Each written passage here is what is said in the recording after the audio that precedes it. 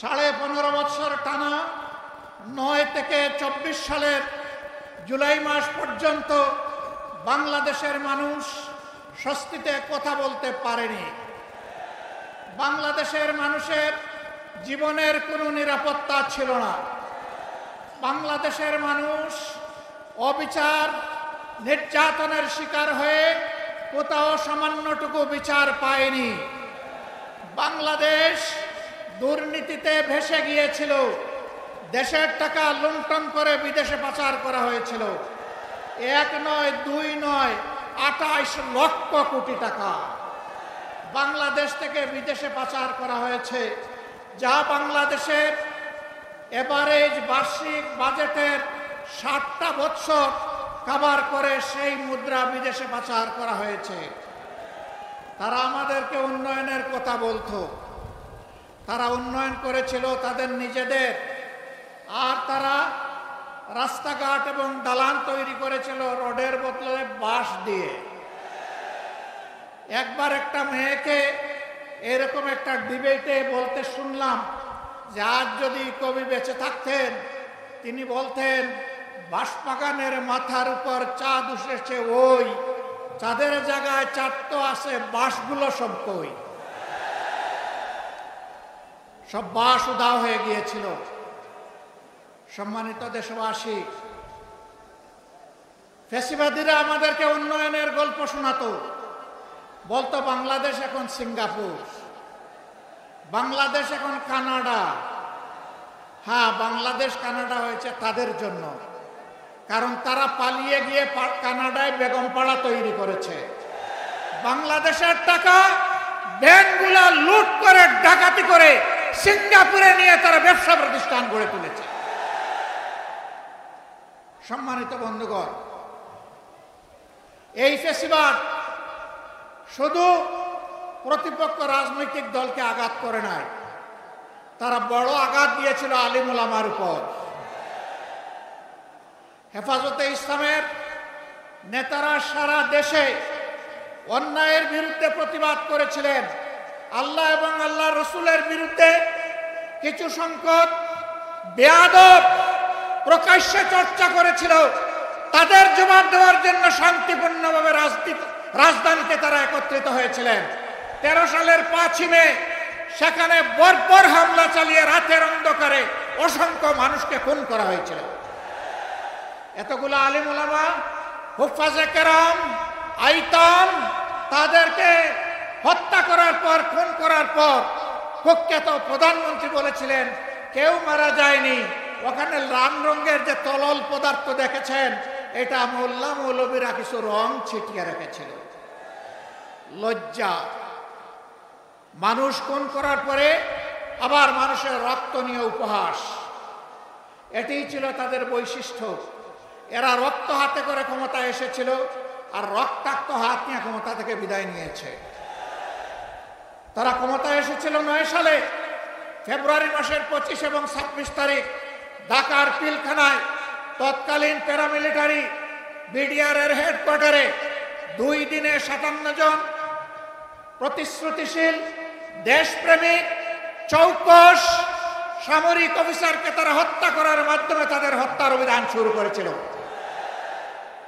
আর 24-এর গণবিপ্লবে ছাত্র, তরুণ, যুবক, কৃষক, শ্রমিক, মা বোনদের বুকে, ভাইদের বুকে, সন্তানদের বুকে গুলি চালিয়ে কাড়ি কাড়ি লাশ ফেলে দিয়ে যখন সামাল দিতে পারে নাই, তখন যারা বলেছিল অমুকের কন্যা দেশ ছেড়ে পালায় না, তারাই তখন তারা কি করেছিল? জমিন দিয়ে হাঁটার, গাড়ি চালিয়ে যাওয়ার সাহস তারা হারিয়ে ফেলেছিল।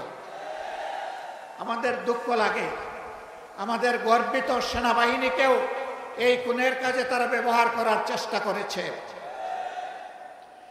দেশের মানুষের জানমাল, ইজ্জত, আবরুর পাহারাদার পুলিশের কর্মকর্তা এবং সদস্যবৃন্দকে এই অপকর্মে তারা ব্যবহার করার চেষ্টা করেছে। বিজিবিকে তারা এই উপকরণে কাজে লাগানোর চেষ্টা করেছে। রাষ্ট্রের একটা প্রতিষ্ঠানকেও তারা ঠিক মতো দাঁড়াতে দেয়নি।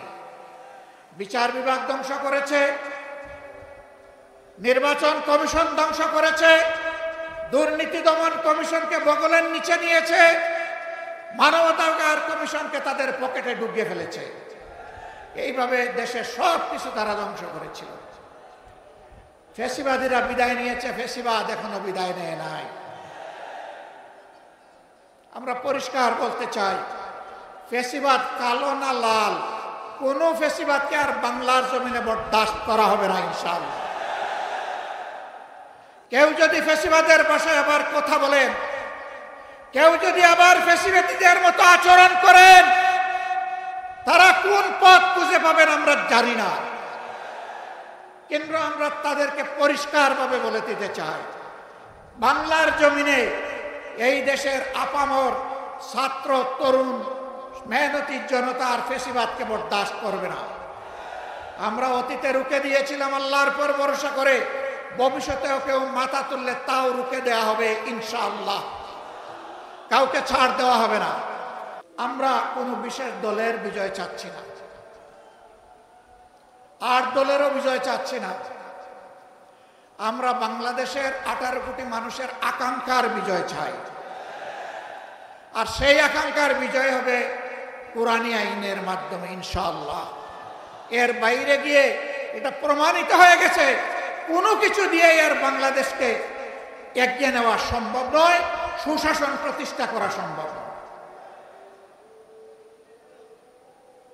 আমরা আপনাদেরকে আহ্বান জানাবো, বিজয়ের এই হুইসেলটা, বিজয়ের এই বাঁশিটা ইসলামের প্রবেশদ্বার, ইসলামাবাদ খ্যাত এই চট্টগ্রাম থেকে আপনারা বাজাবেন ইনশাআল্লাহ। আপনারা বাজাবেন সেই বাঁশি, এই বিজয়ের বাঁশি এখান থেকে শুরু হবে, আর চেরাপুঞ্জির পাহাড়ে গিয়ে ওর ধাক্কা লাগবে ইনশাআল্লাহ। সারা বাংলাদেশ ইনশাআল্লাহ কোরআনের আলোকে আবাদ হবে। আগামীর বাংলাদেশ কোরআনের বাংলাদেশ। আল্লাহর নবী মুহাম্মদুর রাসূলুল্লাহ সাল্লাল্লাহু আলাইহি ওয়াসাল্লাম আর তার হাতে গড়া সোনার মানুষ সাহাবায়ে কেরাম রিদওয়ানুল্লাহি তাআলা আলাইহিম আজমাইনের পথ ছেড়ে দুনিয়ায় কখনো শান্তি আসে নাই, দুনিয়ায় কখনো শান্তি আসবে না।